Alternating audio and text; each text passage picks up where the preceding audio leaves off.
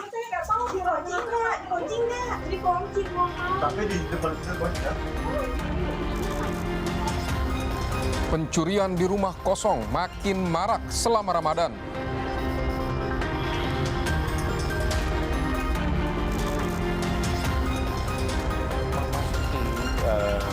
Bulan puasa Ramadan ini jelas kejahatan semakin meningkat, khususnya di pencurian dengan pemberatan terhadap rumah kosong. Sesuai dengan data yang masuk ke kami, laporan polisi di Kecamatan Sawangan juga memang meningkat untuk kejahatan terhadap rumah kosong. Di kamar situ sudah 2 kamar, kamar anak saya dan kamar saya sudah porak-poranda. Jadi baju itu seperti yang dibalik-balikan lagi tuh. Dia mencari sesuatu, 2 lemari itu sudah diacak-acak pakaiannya.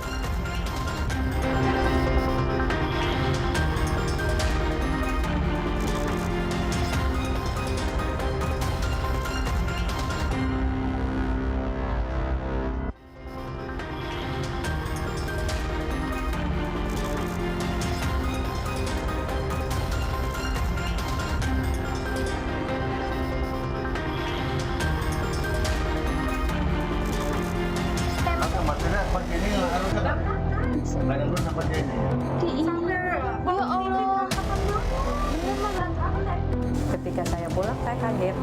Pintu samping saya tuh udah kelihatannya udah agak terbuka sedikit. Lebih kaget lagi dalam kamar itu isi lemari anak saya itu udah berantakan. Kami cek di dalam, saya bilang anak-anak saya teriak.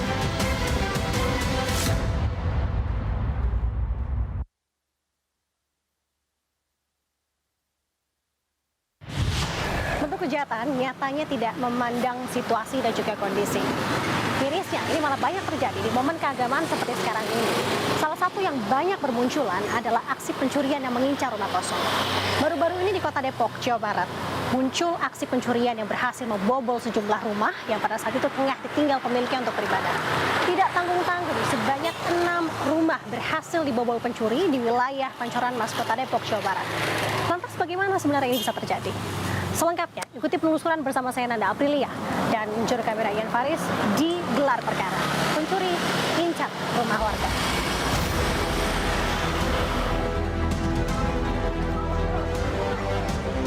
Inilah kondisi rumah salah satu warga yang dibobol pencuri. Saat itu, pemilik rumah tengah melaksanakan sholat tarawih di musola. Sejumlah barang berharga raib. Malam itu bukan hanya rumah Ridwan yang dibobol pencuri.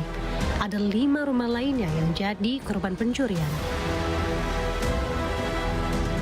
Saudara, beginilah tampak pemukiman di wilayah Pancoran Mas, Kota Depok, Jawa Barat, yang dimana di sini di titik saya dilaporkan sebanyak 6 rumah warga ini berhasil dibobol oleh pencuri ketika rumah ini ditinggal oleh pemiliknya untuk beribadah sholat tarawih. Kalau saya melihat secara gamblang di sini untuk ruang lingkup lingkungan, memang ini tampak sepi ketika saya masuk dari akses jalan raya menuju ke sini. Kemudian kalau melihat lagi keseluruhan di sebelah kanan saya, tampak memang masih banyak tanah yang terhampar luas. Ini artinya mengartikan bahwa sebenarnya pemukiman ini tidak terlalu padat penduduk. Kemudian menjadi perhatian saya di sini ketika saya tiba adalah terkait dengan lampu penerangan, yang dimana tampaknya memang di sini cukup minim. Jadi kita akan langsung tanya kepada salah satu korban di wilayah Pancoran Mas, Kota Depok, Jawa Barat, Pak Ridwan. Ikuti saya. Bak tersambar petir di siang bolong. Begitulah perasaan Ridwan, warga lingkungan RT 12 RW 17 Kelurahan Pancoran Mas, Kota Depok, saat melihat rumahnya diacak-acak pencuri. Bermula pada tanggal 11 Maret 2024 lalu, sekitar jam 7 malam, Ridwan bersama keluarganya meninggalkan rumah untuk menunaikan sholat tarawih di musola yang tak jauh dari rumah mereka. Saat rumah Ridwan sedang kosong, diperkirakan pencuri mulai beraksi. Sekitar jam 9 malam setelah sampai di rumah, Ridwan mendapati pagar dan pintu depan rumahnya terbuka. Pencuri memaksa masuk rumahnya dengan merusak gembok pagar dan kunci pintu depan. 10 hampir setengah 10 ya, jam 21.15 atau 21.30 kami sampai ke rumah. Kami mendapati pagar rumah kami itu sudah terbuka setengah terbuka, kemudian pintu rumah pun sudah terbuka pun. Memang tidak terbuka lebar, tapi terbuka hampir setengahnya. Nah, setelah kami cek ke dalam, saya melihat anak-anak saya teriak. Pintu rumah pun, pintu kamar, maaf, dua-duanya sudah terbuka. Pintu kamar saya sudah terbuka, pintu kamar anak saya pun terbuka. Akhirnya saya ke tetangga sebelah, minta tolong, Pak, rumah saya kemalingan. Ternyata tetangga sebelah pun sama. Pagar rumahnya sudah terbuka, dan kunci rumahnya itu hampir dibuka. Di malam yang sama, tak hanya rumah Ridwan yang dibobol pencuri, ada 5 rumah warga lain yang mengalami nasib serupa. Ada yang di daerah saya ini hanya 2 rumah, dan ada RT 3 itu ada 1 rumah. Itu juga kebobolan. Yang saya tahu beritanya hanya uang 1,5 sore itu. Dan sebelah sana pun di seberang jalan itu ada juga yang kena juga yang dimasukin oleh maling tersebut. Bahkan ada beberapa rumah ada yang dicongkel seperti itu. Setelah kejadian tersebut, Ridwan segera memasang CCTV di rumahnya. Ia juga telah memberi masukan kepada pengurus RT agar meningkatkan pengamanan dengan memasang sejumlah CCTV di lingkungan rumahnya.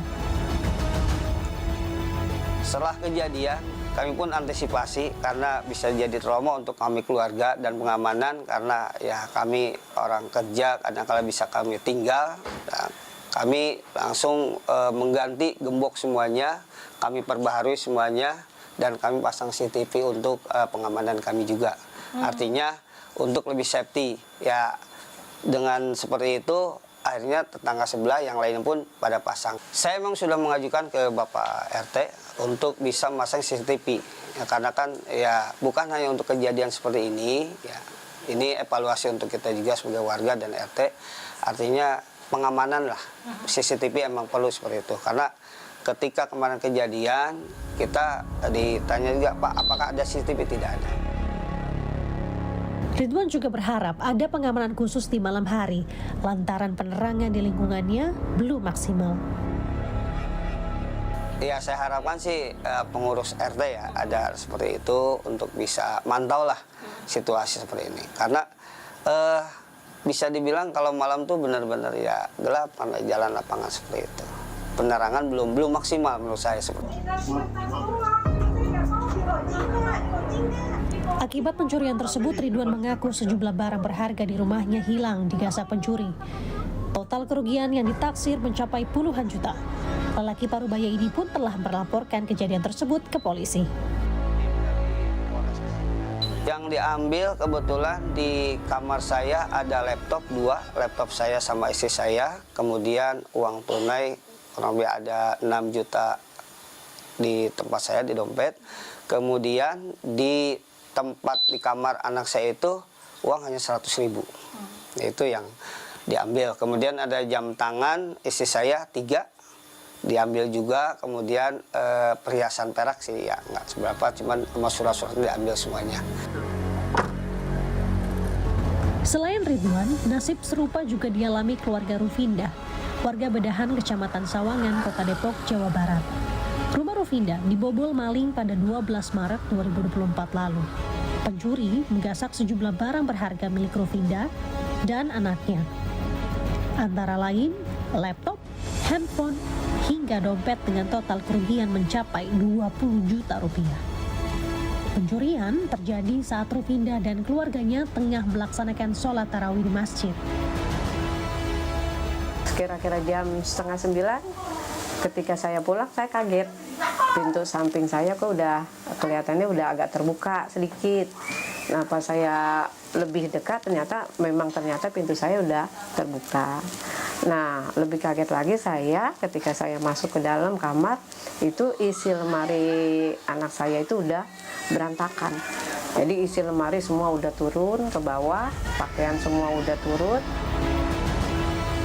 Setelah kejadian tersebut, Rufindah berencana memasang CCTV di rumahnya. Ia juga akan lebih berhati-hati menyimpan barang-barang berharga miliknya. ketat ya pasti ya, ini kan pengalaman kita. Artinya pengalaman buruk ya jangan sampai terjadi lagi gitu. Ya pengennya pengamanan sih pengen ditingkatin, paling nggak pengen pasang CCTV dalam waktu dekat ini, mudah-mudahan pengen pasang gitu. Tapi yang lebih penting sih kalau saya sekarang ya kita lebih hati-hati aja gitu. Kalau keluar rumah ya pintu kita periksa lagi. Terus ya meletakkan barang-barang berharga itu barangkali sekarang kita rubah lah. Kalau dulu orang naruh barang-barang berharga itu kan identik di lemari kan. Sekarang ternyata lemari itu emang jadi incaran maling gitu. Harus kita ubah. Jadi cari tempat lain yang paling nggak bisa diduga oleh maling gitu. Tidak tinggal diam, selang 2 hari kejadian pada tanggal 14 Maret, Rufinda melaporkan kasus ini ke Polsek Bojongsari. Malam itu juga Babinsa dengan anggotanya langsung ke sini ke rumah saya, dan beberapa lama kemudian pihak kepolisian dari Polsek Bojongsari juga datang ke sini, dan baru hari Kamis saya melapor ke Kapolsek. Kami pun mendatangi Polsek Bojongsari untuk mengkonfirmasi laporan Rufinda. Kepada kami, polisi menyebut telah menangani kasus pencurian di rumah Rufinda. Polisi pun telah melakukan olah TKP dengan mencari para pelakunya. Kita sudah melakukan olah TKP, yaitu mengambil sidik jari untuk memastikan tempat kejadian perkara itu apakah ada sidik jari dari pelaku. Kemudian kita lakukan penyelidikan lain juga dengan melakukan pengecekan terhadap CCTV di seputaran rumah, baik di dalam rumah maupun di seputaran rumah. Namun kita dapati memang sekitaran rumah Bu Rupinda juga, termasuk di dalam rumah Bu Rupinda tidak terdapat CCTV. Kemudian kita melakukan teknik penyelidikan. Gimana teh? Belakangan, kasus pencurian yang menyasar rumah kosong mulai bermunculan. Meski tak ada data pasti, polisi menyebut memasuki bulan Ramadan di wilayah Bojongsari, Kota Depok, kasusnya meningkat.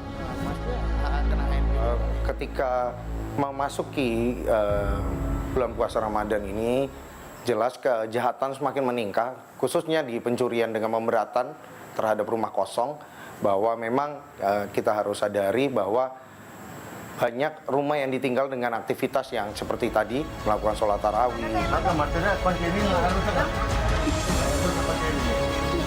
Pencurian di rumah kosong kian meresahkan. Lantas, apa yang harus dilakukan guna mencegah kejahatan ini tidak terulang?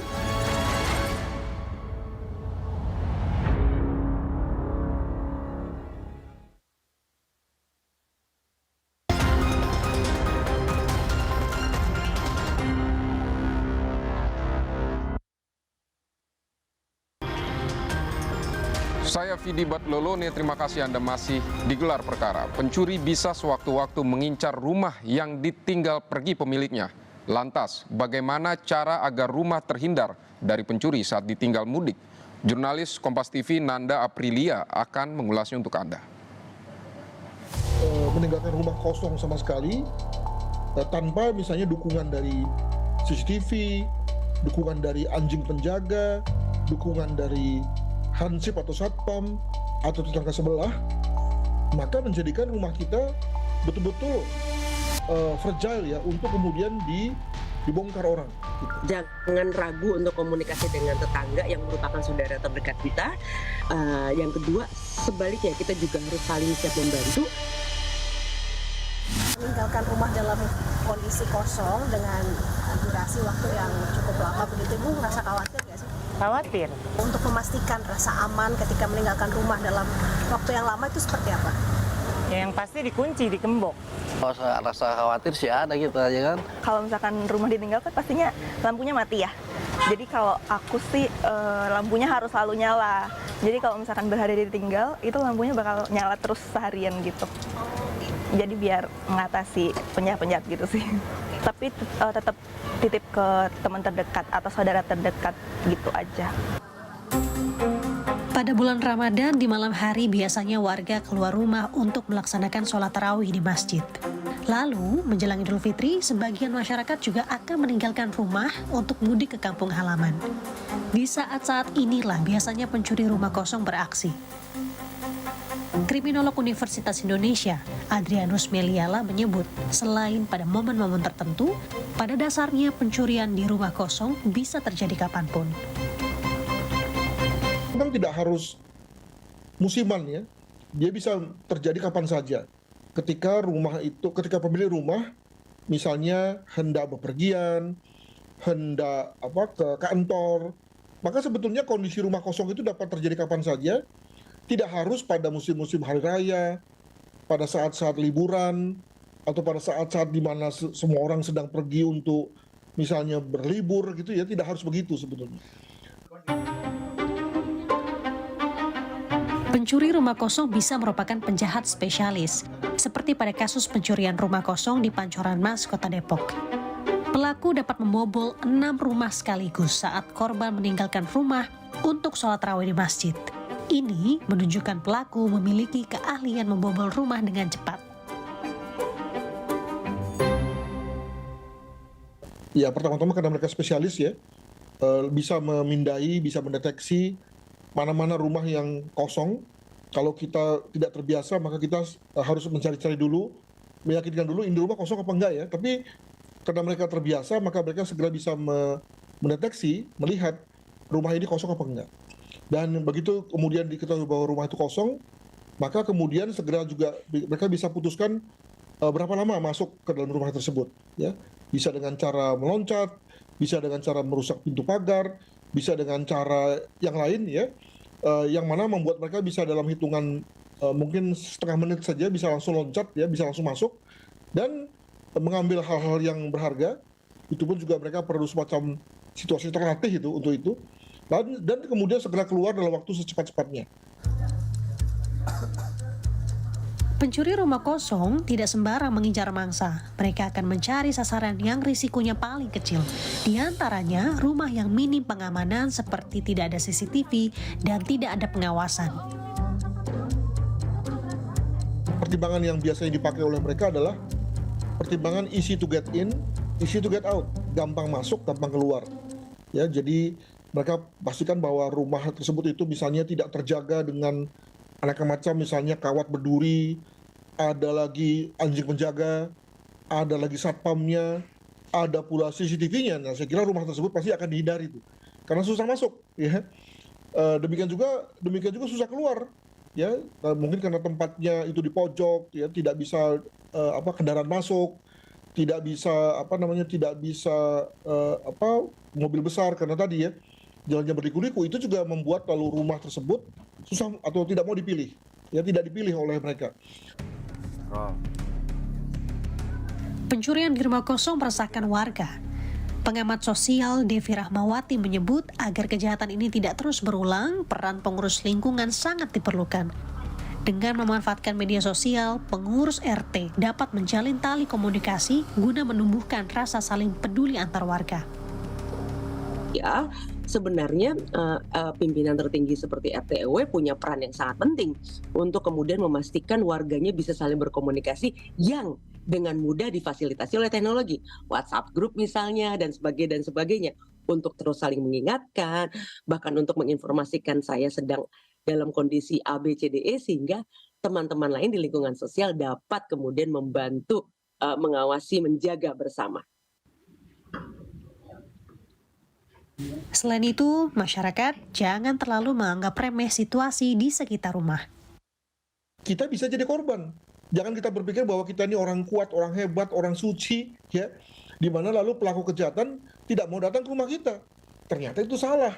Ya, kepada siapapun penjahat bisa datang, dan kalau sudah datang, maka kunci, gembok, rantai yang murah-murah, yang buatan ya negara-negara tertentu misalnya, dapat dengan mudah dibongkar dan dia lalu bisa melenggang mengambil barang-barang yang dia suka. Ada sejumlah tips yang dapat Anda lakukan saat meninggalkan rumah dalam waktu lama. Pastikan pintu, jendela rumah dan pagar terkunci dengan benar. Pasang kunci tambahan berkualitas. Simpan barang berharga di tempat tersembunyi. Gunakan lampu otomatis yang menyala saat kondisi mulai gelap. Tujuannya mengecoh pencuri. Beritahukan pada tetangga, pengurus RT maupun petugas keamanan lingkungan. Jangan lupa pasang kamera pemantau di area rumah. Menghindari kejahatan harus dimulai dari diri sendiri. Namun yang juga penting, jalin hubungan dengan tetangga sekitar. Salah satunya melalui komunikasi yang baik. Satu, jangan ragu untuk komunikasi dengan tetangga yang merupakan saudara terdekat kita. Yang kedua, sebaliknya kita juga harus saling siap membantu. Jadi ada banyak cara-cara untuk membuat rumah kita aman. Juga bisa kita menitipkan rumah kita ke tetangga. Juga meminta kepada hansip satpam di perumahan kita untuk selalu melihat-lihat misalnya. Begitu juga nitip kunci ke tetangga. Atau kita juga biasanya punya keluarga yang belum menikah, ya, yang lalu kemudian bisa tidak pergi hari raya pada saat itu, dan kita minta tolong ya menjaga rumah kita. Jadi dalam konteks keluarga besar di Indonesia yang guyup dewasa ini, maka sebetulnya banyak cara untuk membuat rumah kita aman. Mengapa kemudian kita dari kondisi yang banyak cara itu ternyata tidak mau memilih salah satu pun dan lebih memilih untuk membiarkan rumah kita kosong? Itulah kesombongan. Itulah tadi buah dari kepercayaan diri yang terlalu kuat. Sehingga kalau kemudian yang bersangkutan kemudian lalu rumahnya dibobol, menurut saya itu adalah kemudian kepada pemilik rumah dapat disebut sebagai salahmu sendiri. Sekali lagi, terus pastikan Anda untuk berhati-hati dan juga waspada apabila hendak meninggalkan rumah dalam kondisi yang kosong. Jangan memberi celah sedikit pun kepada pencuri.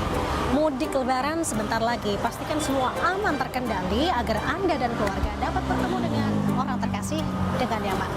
Nanda Aprilia, Ian Faris, Kompas TV, Jawa Barat.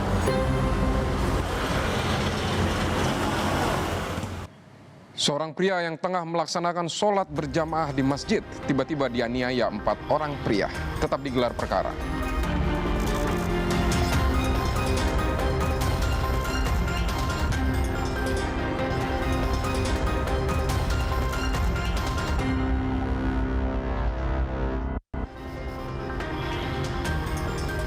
Anda kembali digelar perkara. Seorang pria yang mengaku sebagai dokter ditangkap polisi pada Selasa lalu di Kabupaten Bekasi, Jawa Barat. Saat polisi memeriksa, ia tak memiliki surat izin praktek. Akhirnya diketahui pria tersebut merupakan dokter gadungan. Inilah Klinik Pratama Keluarga Sehat.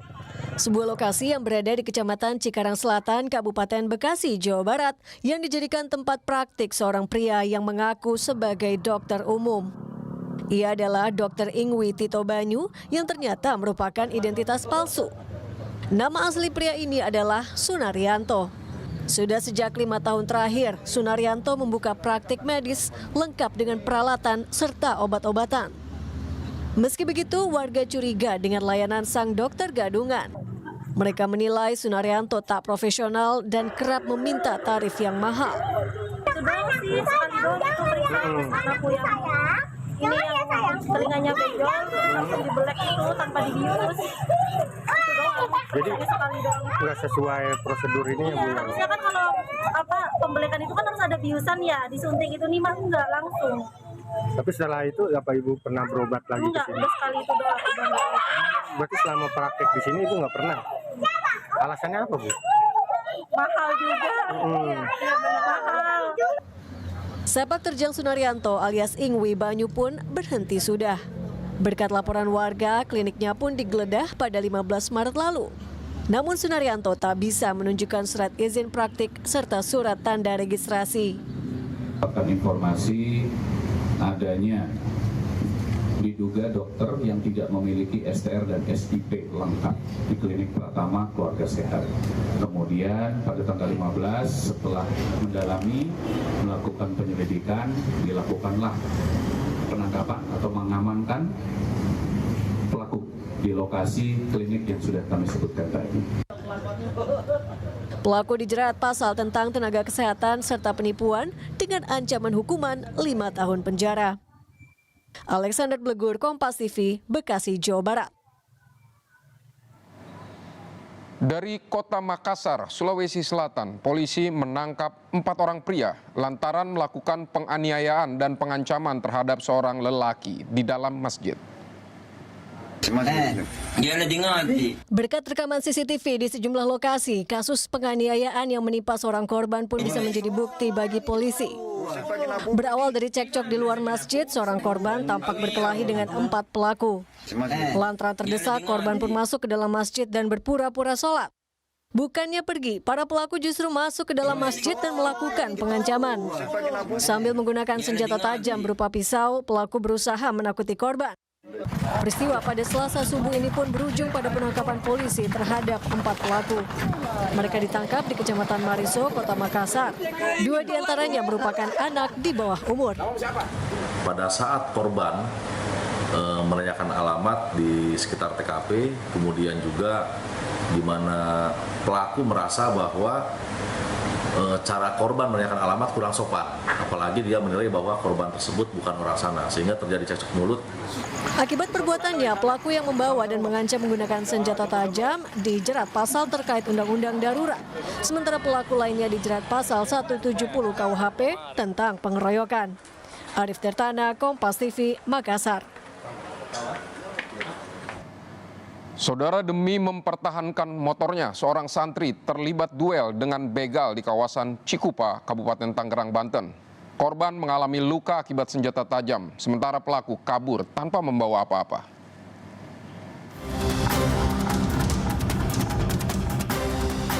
Seorang santri menjadi korban kekejaman begal pada hari Minggu 17 Maret lalu di kawasan Cikupa, Kabupaten Tangerang, Banten.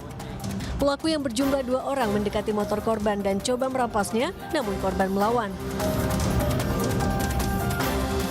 Aksi duel pun terjadi antara korban yang merupakan santri dengan begal yang menggunakan senjata tajam.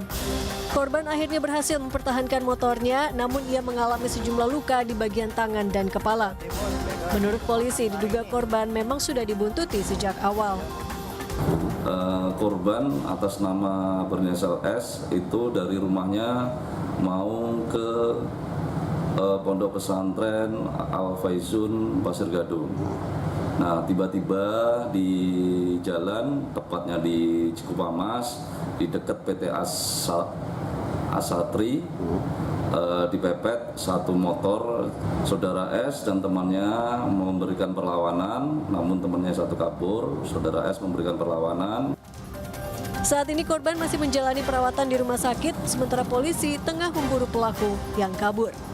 Eka Marlupi, Kompas TV, Tangerang, Banten. Gara-gara ketahuan mencuri motor, seorang pelaku pencurian nekat terjun ke sungai dan bersembunyi di gorong-gorong di Surabaya, Jawa Timur. Pelaku akhirnya ditangkap meski sempat menghindar karena khawatir jadi sasaran amuk massa.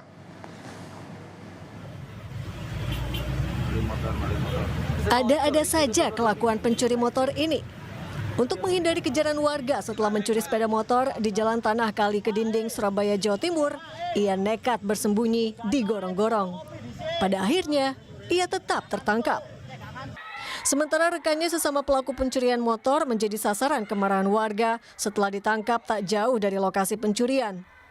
Pelaku diamankan warga di Balai RW sebelum dibawa petugas Reskrim Polres Pelabuhan Tanjung Perak, Surabaya. Sebelum ditangkap, kedua pelaku mencuri motor di sebuah rumah. Namun aksinya diketahui warga yang langsung melakukan pengejaran. Orang-orang itu di sana, dia lari. Lari terus stop mobil box, dipukul, jatuh, yang satunya lari. Lari total, yang satu pegang, diburu sama orang-orang itu terus loncat ke sungai. Ke gorong-gorong itu? Iya, ke gorong-gorong itu. Nah, yang satunya ke bank saya taruh di Balai RW. Satunya sampai siang ditangan sama Polsek. Menurut polisi, bulan Ramadan aksi curanmor makin sering terjadi di kota Surabaya. Warga pun diimbau untuk waspada. Mahendra Triginanjar, Kompas TV, Surabaya, Jawa Timur. Kita ke perkara lainnya, seorang bocah di Kabupaten Tapanuli Tengah, Sumatera Utara dianiaya oleh tantenya hingga dimasukkan ke dalam karung. Kini pelaku mendekam di penjara untuk mempertanggungjawabkan perbuatannya.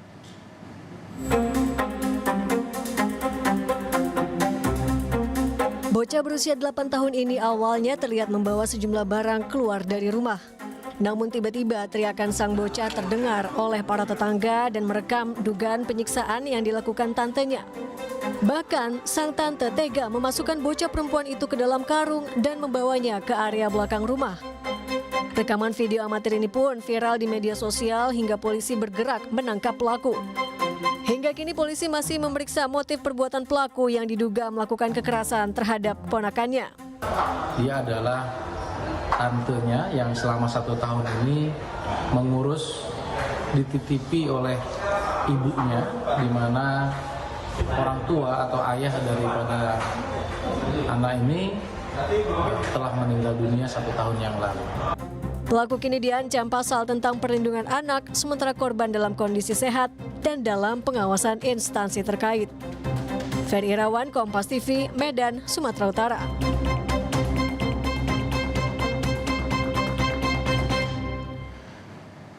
Saudara, Polsek Tegal Barat dan Satuan Polisi Pamong Praja, Kota Tegal, Jawa Tengah merazia sejumlah rumah indekos yang diduga dijadikan tempat tindak asusila.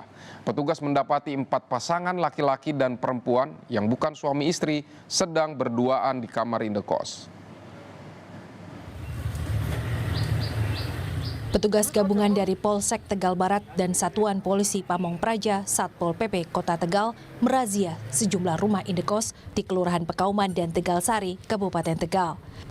Petugas mendatangi kamar indekos satu persatu, memeriksa dan mendata identitas para penghuni. Dalam operasi ini, petugas mendapati 4 pasangan laki-laki dan perempuan berduaan di kamar indekos.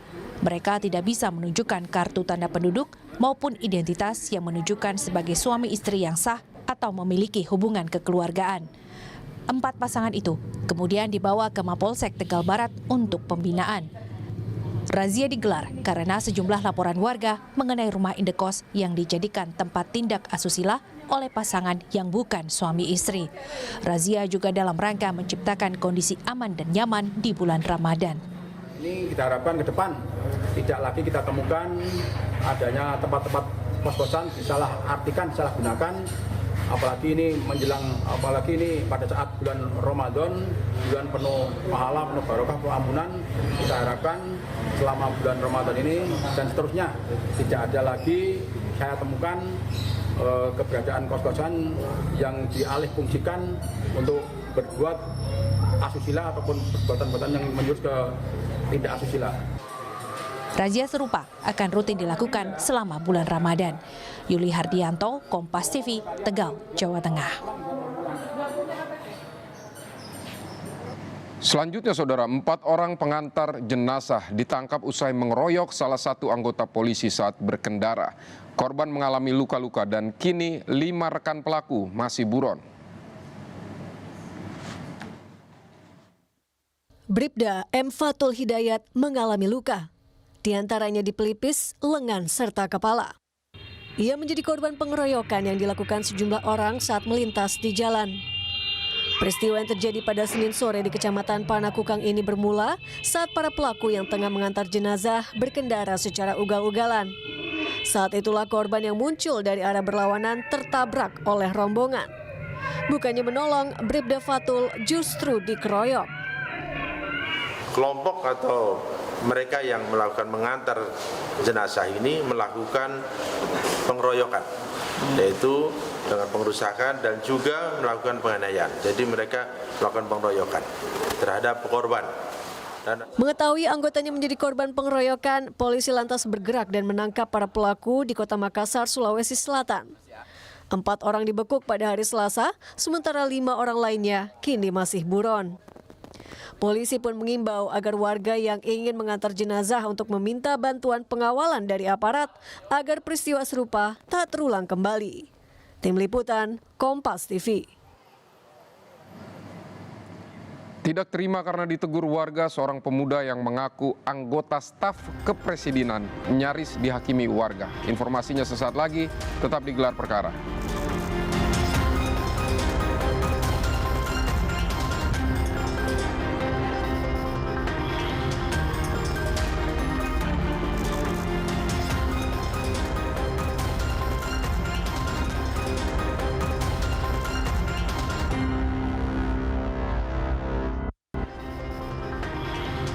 Terima kasih Anda masih di Gelar Perkara. Saudara, kami telah mengumpulkan sejumlah perkara dalam sepekan yang terjadi di tengah masyarakat.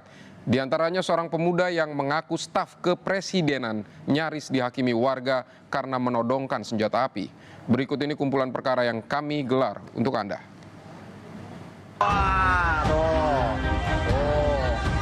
Kejar. Sejumlah remaja ini saling serang di Jalan Haji Muhtar Petukangan, Pesanggerahan, Jakarta Selatan. Asik. Kedua kelompok remaja ini awalnya saling serang dengan menggunakan sarung, namun berakhir dengan saling baku hantam.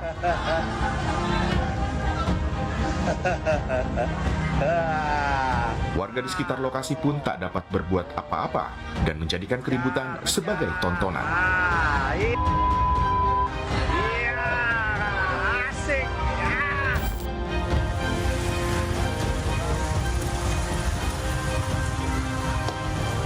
Dua kelompok remaja melakukan aksi tawuran di Jalan Alur Laut, Rawabadak Selatan, Koja, Jakarta Utara. Kedua kelompok remaja ini saling serang dengan menggunakan bambu hingga petasan.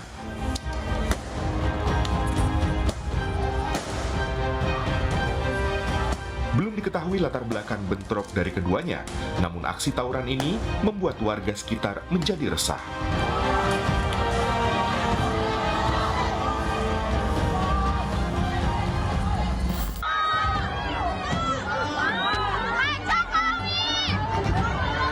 Spanduk milik wanita ini dirampas saat sedang berdemo di depan Jokowi saat kedatangannya di pasar tradisional Glugur Rantau Pratap.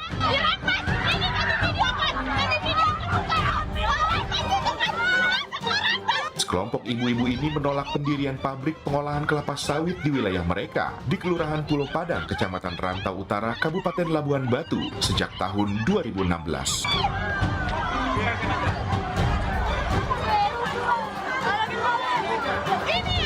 Sejumlah pria terus menghalau para ibu-ibu ini untuk menyampaikan aspirasi langsung.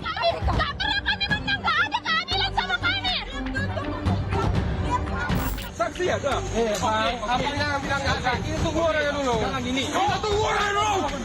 Seorang pemuda berinisial WS nyaris menjadi bulan-bulanan warga yang marah akibat melakukan penodongan senjata api kepada salah seorang warga Jorongkoto, Ranah Nagari, Koto Alam, Sumatera Barat.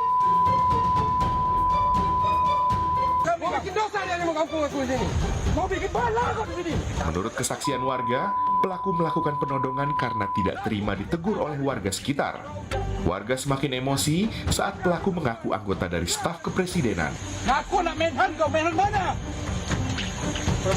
Kampung kau. Mengantisipasi emosi warga yang semakin memuncak, anggota Babinsa yang berada di lokasi mengamankan pelaku beserta sepucuk senjata jenis airsoft gun dari mobil pelaku. Bisa lacak nih, ini penipu nih bang, penipu, asli penipu nih, asli penipuan nih. Di Penggalan kan diusir.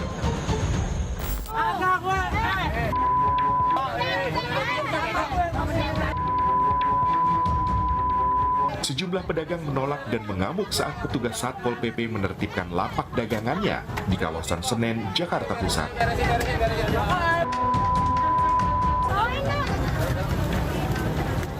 Pedagang lain pun bahkan berteriak histeris karena tak terima penertiban yang dilakukan Satpol PP tanpa ada pemberitahuan. Kalau pemberitahuan mendingan kali dua kali baru ini kagak boro-boro. Walau demikian, Satpol PP tetap melanjutkan penertiban dan membawa barang-barang milik para pedagang. Bersih, seperti itu.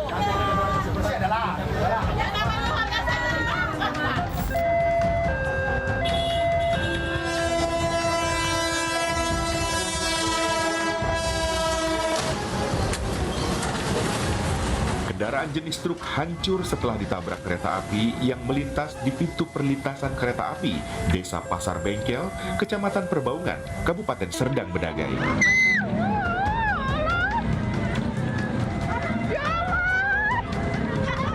Masinis kereta mengalami luka, sedangkan supir truk selamat dalam kejadian ini.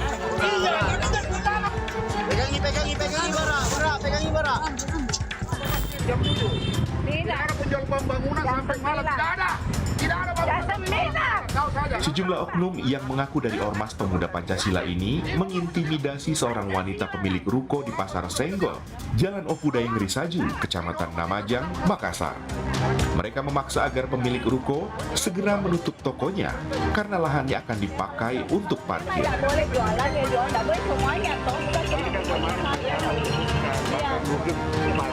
Pemilik ruko yang berkeras ini akhirnya melaporkan tindakan intimidasi dari oknum ormas kepada pihak kepolisian.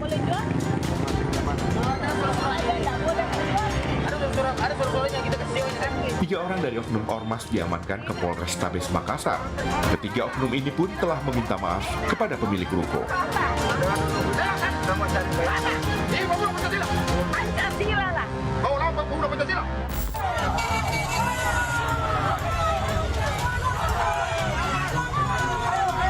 Warga Kampung Banjar 1 Labuhan Batu Selatan ini beramai-ramai membawa jenazah seorang terduga pemilik narkoba yang meninggal saat diamankan di Polsek Kota Pinang untuk meminta kejelasan kematiannya.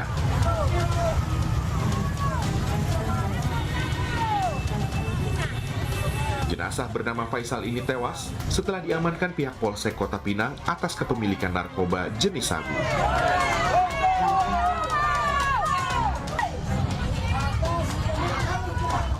Personil dari Satuan Narkoba Polres Labuan Batu Selatan saat ini telah diamankan pihak Propam Polres Labuan Batu Selatan.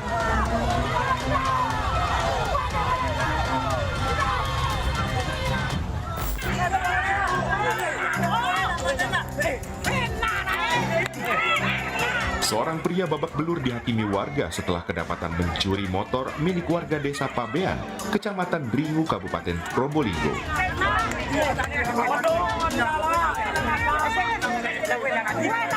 Pelaku yang berjumlah 2 orang nekat mencuri 1 unit kendaraan bermotor saat pemiliknya berada jauh dari lokasi kendaraannya diparkirkan. Pelaku sempat membawa motor hasil curiannya, namun aksi pelaku diketahui korban yang langsung berteriak.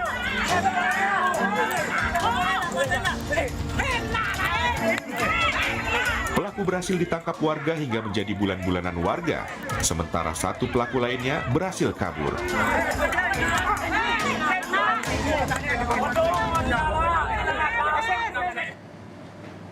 Saudara, demikianlah kami akhiri gelar perkara hari ini. Sampai jumpa pada gelar perkara pekan depan. Jangan lupa kami akan terus menggelar perkara setiap pekannya dengan lengkap dan mendalam. Hanya di Kompas TV, independen, terpercaya. Saya Vidi Batlolone pamit. Sampai jumpa.